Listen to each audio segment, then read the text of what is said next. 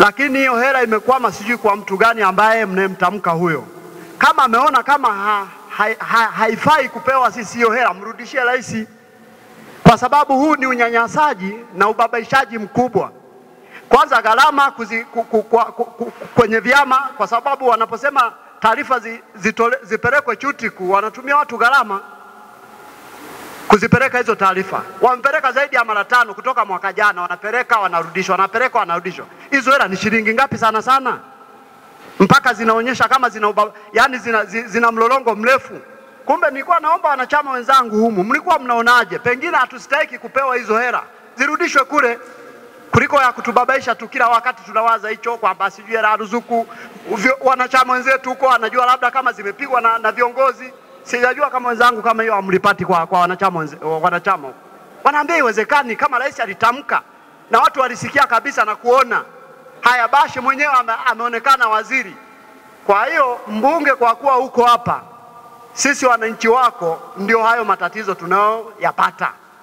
Au sijui TCJA sijui hao, mimi naona nao hawatoshi na wao, kwa sababu na wao hawana majibu mazuri. Leo hii wanasema hapo, yani ni kama vile anaigiza tu, lakini hajui kama hili swala limeumiza watu.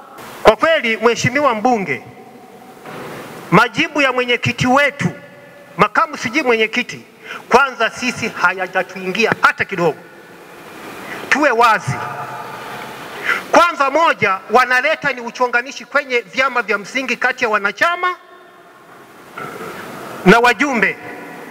Leo wekeni sahihi hapa, matokeo hamna.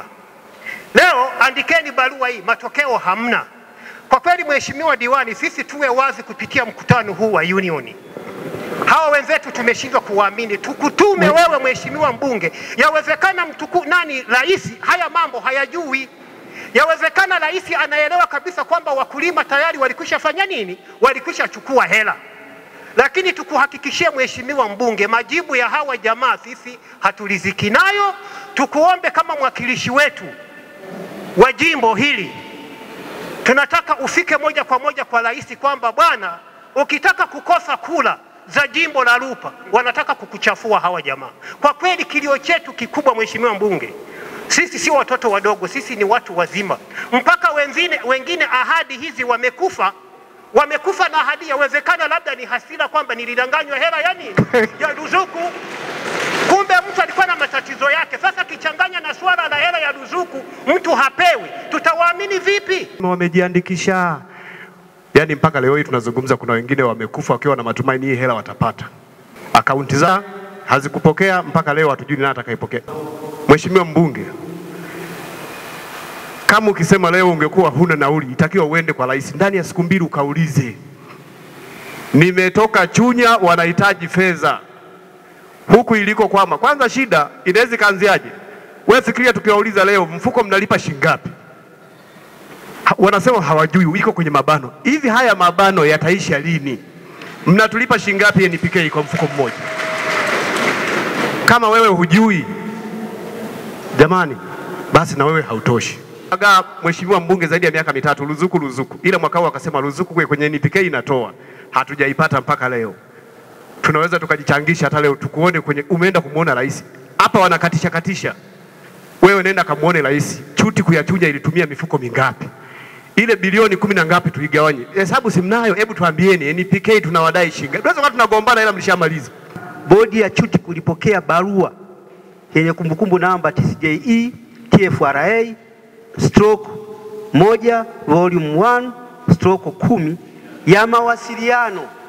Hii ilikuwa ni ya mawasiliano kati ya TCJE na TFRA inayohusu kuomba kupewa bei ya ruzuku.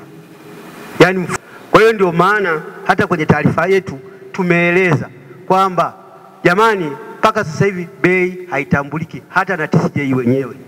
Tulipata tu round figure kwamba ni bilioni 13, lakini hatujui ni walitumia kigezo gani kuzipata zile shilingi bilioni 13. Kwa hiyo naomba kama alivyosema mwenyekiti, tuendelee kuzisukuma hizi taasisi zetu za serikali kuhakikisha zinatupatia hizi fedha.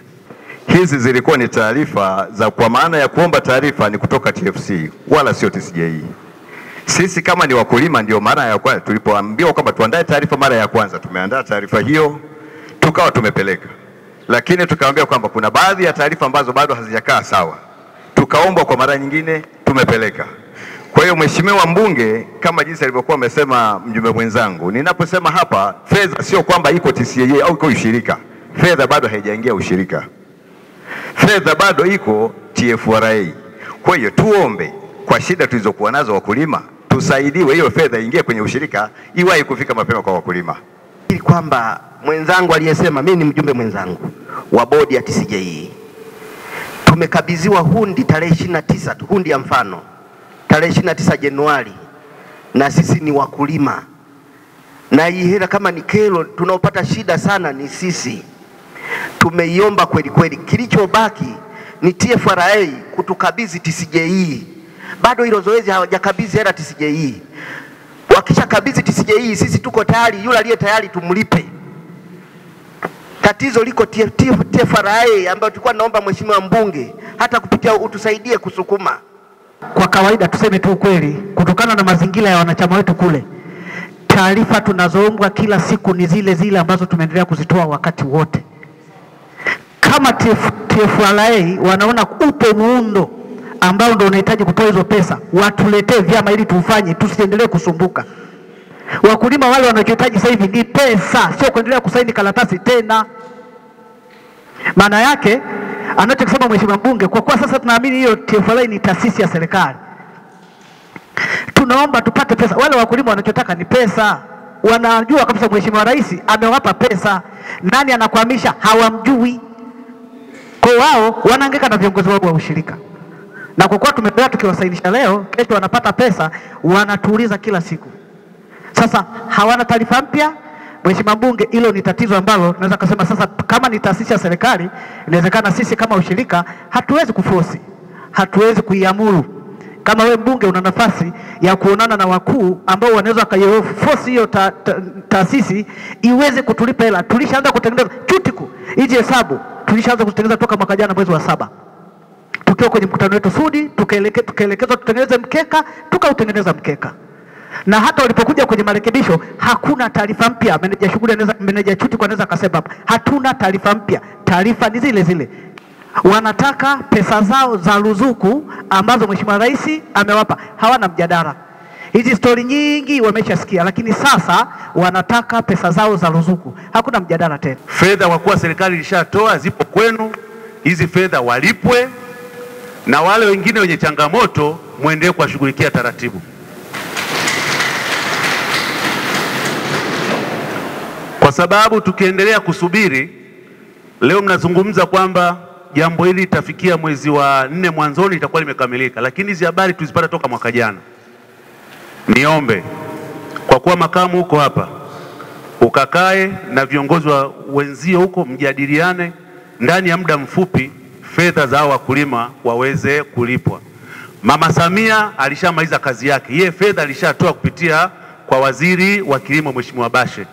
Sasa jambo limebakia kuwa kwetu. Sasa mzigo wa kwetu sisi, tusimbebeshe tena serikali kwamba Mheshimiwa Rais hajatoa hizi fedha. Mkuu wa chuo cha Kilimanjaro Institute of Technology and Management kilichopo Mwenge jijini Dar es Salaam na chenye ithibati na usajili wa NACVET namba REG/ANE/029 anapenda kutangazia nafasi za masomo kwa ngazi ya diploma na certificate katika kozi za IT, Business Administration, Accountancy, Procurement and Supply, Front Office na Hotel Management. Chuo kimebobea katika ufundishaji kwa njia ya vitendo na kimeweza kutoa wanafunzi wenye weledi. Wengi wameajiriwa ama kujiajiri, na kwa wale ambao wameamua kuendelea na degree wameweza kujiunga na vyuo vikuu bora hapa nchini na nje ya nchi. Pia kuna ofa kozi fupi za computer application, graphics and design, video production pamoja na CCTV camera. Kwa maelezo zaidi piga simu namba 0717816034 au 0766348652. KITM, elimu na ujuzi kwa maendeleo ya uchumi.